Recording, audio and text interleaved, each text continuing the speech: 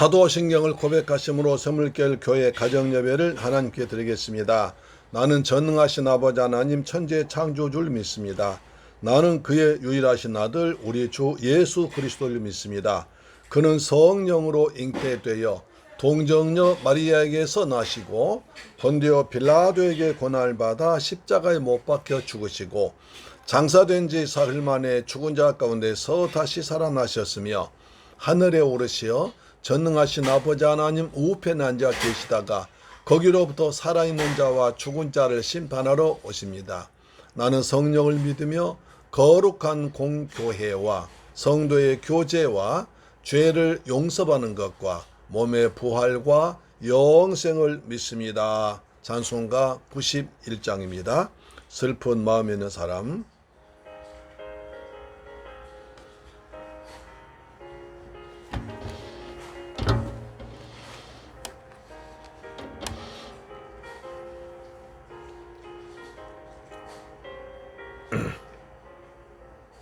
슬픈 마음 있는 사람 예수 이름 믿으면 영원토록 변함없는 기쁜 마음 얻으리. 예수의 이름은 세상의 소망이요 예수의 이름은 천국의 기쁨일세. 거룩하신 주의 이름 너의 방패 삼아라. 환난 시험 당할 때에 주께 기도드려라. 예수의 이름은 세상의 소망이요 예수의 이름은 천국의 기쁨일세. 예수 이름은 소망이요 생명입니다. 천국의 기쁨입니다. 아멘.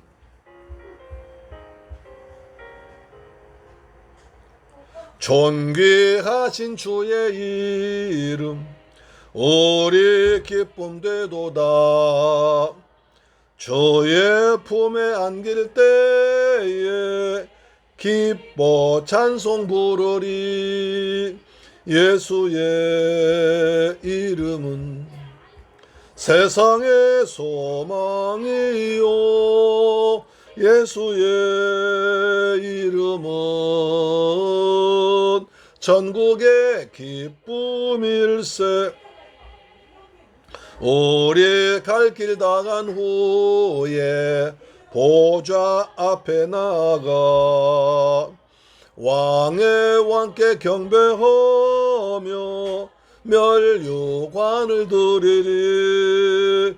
예수의 이름은 세상의 소망이요 예수의 이름은 천국의 기쁨일세. 아멘. 하나님 말씀 보겠습니다. 사도행전 3장 11절로 16절 말씀됩니다. 사도행전 3장 11절로 16절 말씀은 신약성경 190페이지에 기록되어 있습니다. 하나님 말씀 같이 받들어 봉독합니다. 시작. 나은 사람이 베드로와 요한을 붙잡으나 모든 백성이 크게 놀라며 달려나가 솔로몬의 행각이라 불리우는 행각에 모이거늘 베드로가 이것을 보고 백성에게 말하여 이스라엘 사람들아 이 일을 왜 놀랍게 여기느냐. 우리 개인의 권능과 경건으로 이 사람이 겪게 된 것처럼 왜 우리를 주목하느냐. 아브라함과 이삭과 야곱의 하나님 곧 우리 조상의 하나님이 그의 종 예수를 영원롭게 하셨느니라. 너희가 그를 넘겨주고 빌라도가 놓아주기로 결의한 것을 너희가 그 앞에서 거부하였으니 너희가 거룩하고 의로운 일을 거부하고 도리어 살인한 사람을 놓아주기를 구하여 생명의 주를 죽였도다. 그러나 하나님이 죽은 자 가운데서 그를 살리셨으니 우리가 이 일의 증인이라. 그 이름을 믿음으로 그 이름이 너희가 보고 아는 이 사람을 성하게 하였나니 예수로 말미암아 난 믿음이 너희 모든 사람 앞에서 이같이 완전히 낫게 하였느니라. 할렐루야. 사랑하는 새물교회 가족 여러분, 한 주간 동안 주님이 은혜 안에서 잘 지내셨습니까? 하나님께서 베푸신 은혜와 평안이 우리 모두에게 풍성하게 임하기를 축복합니다. 이번 주는 참 무더운 날씨였습니다. 그렇죠. 휴가철이 본격적으로 시작되어서 그런지 날씨가 정말 하루하루 무더웠습니다. 그러나 주님께서 우리를 사랑하시고 지켜주셔서 이처럼 건강한 몸과 마음으로 아버지 앞에 나와서 예배드리는 것이 은혜 중에 은혜요 복 중에 복인 줄 믿습니다. 우리 지난 시간에 예루살렘 성전 미문 앞에 앉아있던 유명한 사람 안진뱅이죠. 그 사람이 베드로가 예수 그리스도로 일어나 걸으라 하고 발과 발목을 오른손 잡아 일으키니 발과 발목에 힘을 얻어서 일어나 걸습니다. 그래서 그 사람이 뛰기도 하고 걷기도 하며 성전 안으로 들어가서 하나님을 찬송하니까 모든 사람이 놀라고 또 심히 놀랐습니다. 그렇죠. 아니 이 사람 누구냐? 성전 미문에 앉아 고라던 사람 아니냐? 그런데 이 사람이 어떻게 이렇게 완전하게 나으느냐 하면서 놀랐습니다. 오늘은 그 다음 이야기를 하겠습니다. 오늘 베드로가 설교를 합니다. 그런데 세 가지 중점적인 단어, 중요한 단어를 중심으로 해서 말씀을 나누겠습니다. 세 가지. 첫째로 붙잡았다는 것입니다. 붙잡았다고 했습니다. 자, 3장 11절 보면 이렇게 말씀합니다. 나은 사람이 베드로와 요한을 붙잡으니 모든 백성이 크게 놀라며 달려나가 솔로몬 행각이라 불리우는 행각에 모이거늘.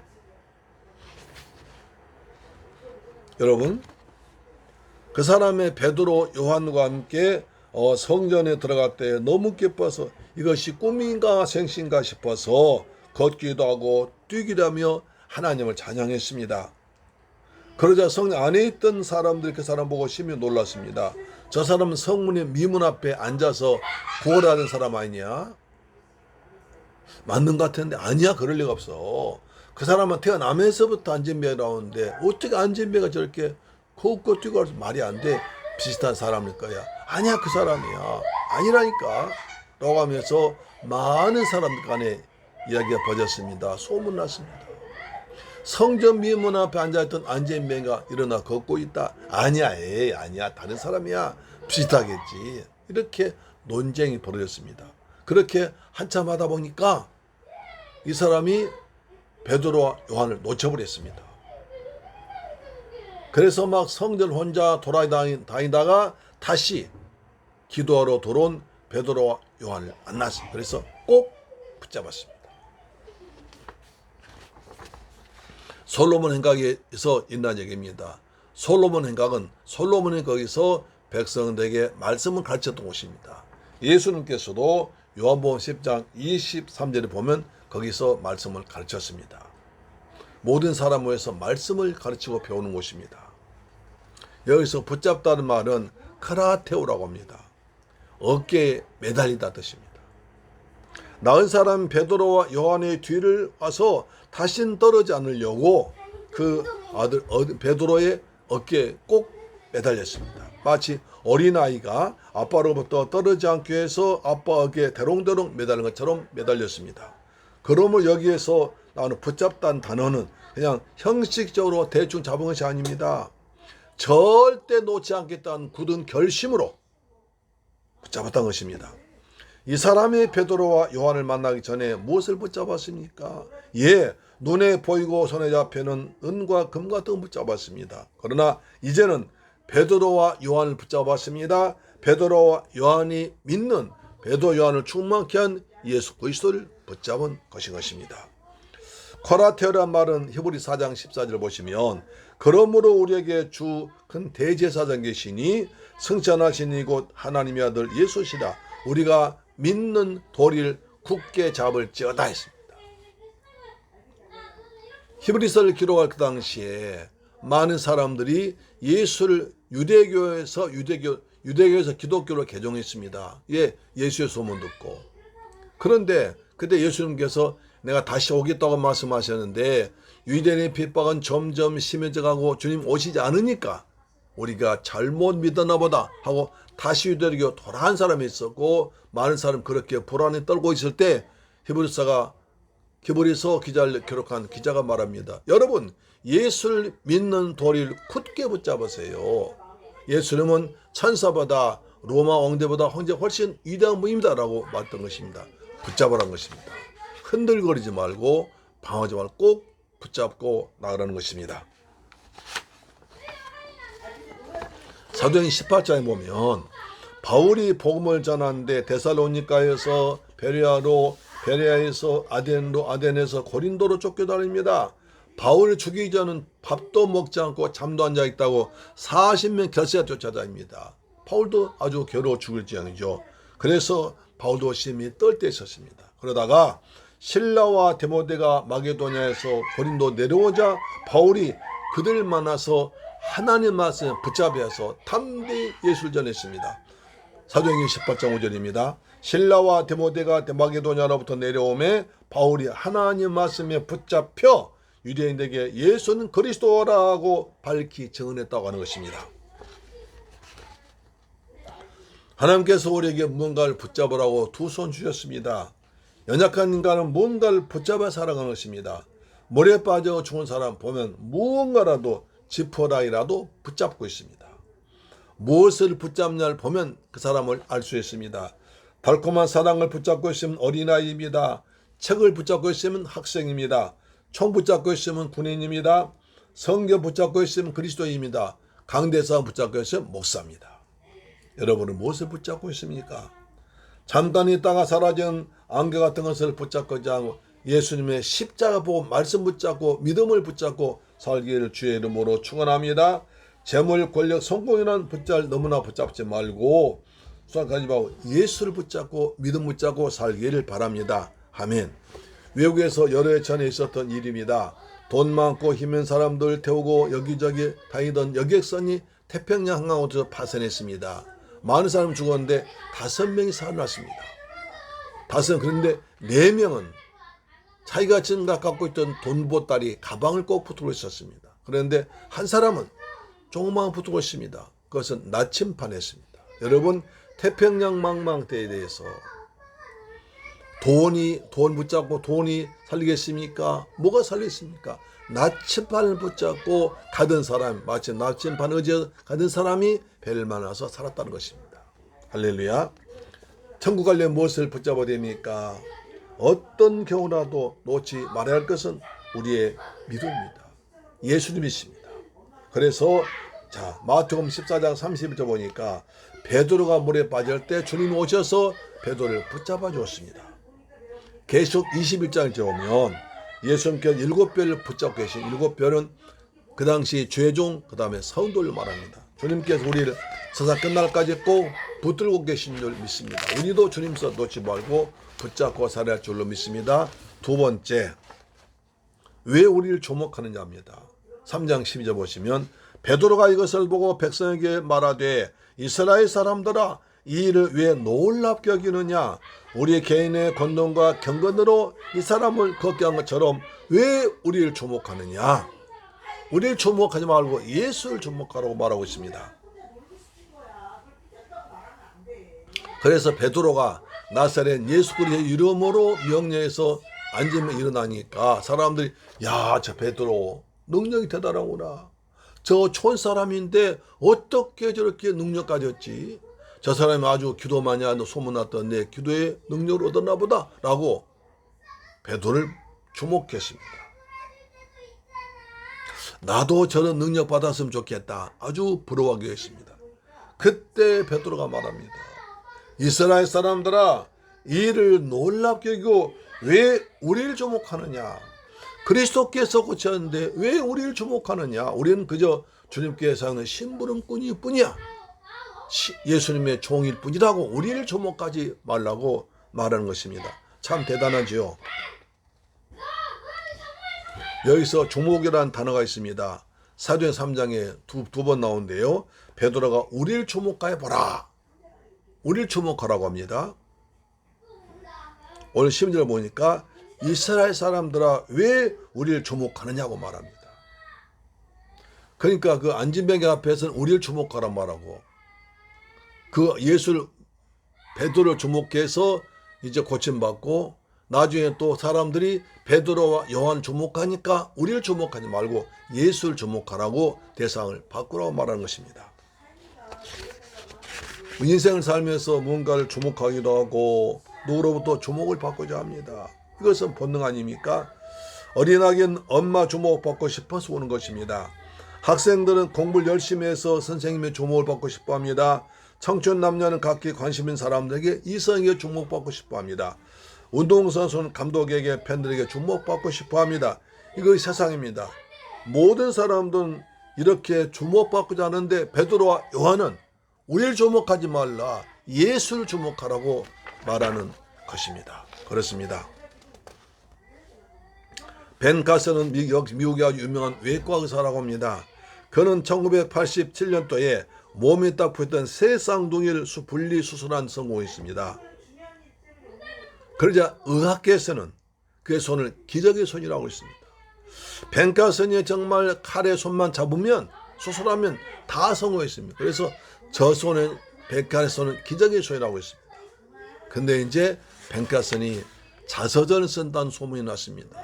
그 사람들은 그래서 벤 가슨 그 제목이 기적의 손일 것이다 라고 생각했는데 막상 자서전이 나오자 제목은 달랐습니다. 하나님이 주신 손이었습니다. 나에게 무엇이 있기에 기적이 선물된 것이 아닙니다. 하나님께서 내게 기적의 손을 선물로 주셨기 때문에 그 손이 기적의 손 된 것입니다. 무슨 뜻입니까?